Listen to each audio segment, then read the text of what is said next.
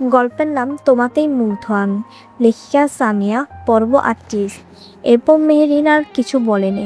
কিছুক্ষণ পর রায়হান নিচে নেমে আসে আর বলে, রায়হান চলো মেহেরিন, তোমার বাসায় নিয়ে আসি। Meherin okay sir. তারপর নাজমা চৌধুরী বলল, নাজমা চৌধুরী আজকের দিনটা তোমার সাথে ভালোই কাটলো। মেহেরিন আবার এসো মা। মেহেরিন জি আন্টি, আপনার সাথে গল্প করে আমার অনেক বেশি ভালো লাগছে, আমি আবার আসবো ইনশাল্লাহ। তারপর নাজমা চৌধুরীকে বিদায় দিয়ে মেরিন রায়হানের সঙ্গে বেরিয়ে পড়ল। বাইক চালিয়ে মেরিনকে বাসার সামনে নামিয়ে দিয়ে আসলো রায়হান। এরপর বাইক থেকে মেরিন নেমে বলল, মেরিন ধন্যবাদ স্যার, কষ্ট করে আমাকে নিয়ে আসলেন। রায়হান তাই নাকি? তাহলে ধন্যবাদ স্বরূপ আমায় কি দিবে বলো? মেরিন কি চান আপনি? রায়হান সময় হলেই চেয়ে নিব, এখন জমা রাখো ঠিক আছে? মেরিন আচ্ছা স্যার, এবার যাই। রায়হান তারপর মেরিন ভিতরে ঢোকার আগে রায়হানের দিকে তাকিয়ে হাত দিয়ে টাটা দিল। রায়হানও মেরিনের সঙ্গে হাত দিয়ে টাটা দিল। কিছুক্ষণ থেকে রায়হান বাইক স্টার্ট দিয়ে চলে গেল। রায়হান বাসায় আসতে নাজমা চৌধুরী ডেকে বলল, নাজমা চৌধুরী রায়হান বাপ খাবি না রাতে? রায়হান না আম্মু, আমার ক্ষুধা নাই, খাবো না। এই বলেই রায়হানও করে চলে গেল। অন্যদিকে মেহরিনও ফ্রেশ হয়ে নামাজ পড়তে বসলো। কালকে পরীক্ষা নাই, তবুও মেহরিন একটু পড়ে নিল।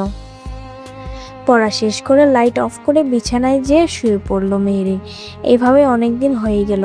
মেহরিনের সাথে রায়হানের মাঝে মাঝে দেখা হয়। মেহরিনের পরীক্ষাও শেষ। আজকে মেরিনের ফার্স্ট ইয়ারের রেজাল্ট দিবে, তাই জন্য সকাল থেকে শুধু পায়চারি করছে মেহরিন। ভয়ে হাত পা ঠান্ডা হয়ে যাচ্ছে। রেজাল্টের টেনশনে মেহরিন সকাল থেকে না খাওয়া। তাই সালমা ইসলাম বললেন, সালমা ইসলাম কিরে মা, সকাল থেকে দেখছি শুধু এ মাথা ও মাথা পায়চারি করছিস, কিছু তো খাসও নাই, এত টেনশন কেন করছিস তুই? পাস করবি, টেনশন নিস না। মেরিন চাচি আম্মু, এখন আমার গলা দিয়ে খাবার নামবে না, পাস না করলে আমার জীবন শেষ। তখনই ফাহিম সিঁড়ি বেয়ে নিচে নেমে আসে। ফাহিম বলে উঠল, ফাহিম কিরে বোনো, তুই এমন পাইচারি করছিস কেন? মেরিন ভাইয়া অনেক টেনশন হচ্ছে, কি হবে আমার রেজাল্ট। ফাহিম আর এই চিন্তা করছিস কেন, আমি জানি আমার বোনু পড়ালেখায় কত ভালো। মেরিন ভাইয়া একটু রেজাল্টটা দেখে দাও না প্লিজ। ফাহিম আচ্ছা, কয়টায় দিবে রেজাল্ট? মেরিন 10টায়। আচ্ছা তুই শান্ত হয়ে বস, আমি দেখছি। এরপর মেরিন গিয়ে সোফায় বসলো। তখনই রিয়া ফোন দিল মেরিনের নাম্বারে। এরপর মেরিন কলটা রিসিভ করলো। রিয়া বলল, রিয়া মেরিন তুই রেজাল্ট দেখছিস? মেরিন না রে, ঢুকা যাচ্ছে না ওয়েবসাইটে, তুই দেখেছিস? রিয়া না রে, আমারও সেম অবস্থা। আচ্ছা তুই রেজাল্ট পাইলে আমাকে জানাইস। মেরিন আচ্ছা। এই বলে কল কেটে দিল। অন্যদিকে রায়হান দোকানের সবচেয়ে ভালো মিষ্টিগুলো কিনলো। তার মধ্যে শাওন বলে উঠল, শাওন বলছিলাম কি ভাই, ভাবির রেজাল্ট তো আপনি এখনো দেখেননি, তার আগেই আপনি মিষ্টি কিনে ফেলছেন যে? রায়হান কারণ আমি জানি আমার মেয়েও কখনো ফেল করবে না, ও পাসই করবে। শাওন আপনি এত শিওর ভাই? রায়হান হ্যাঁ, তুই মিষ্টিগুলো সবাইকে দিয়ে দিস ঠিক আছে? শাওন আচ্ছা ভাই। এই বলে রায়হান চলে গেল।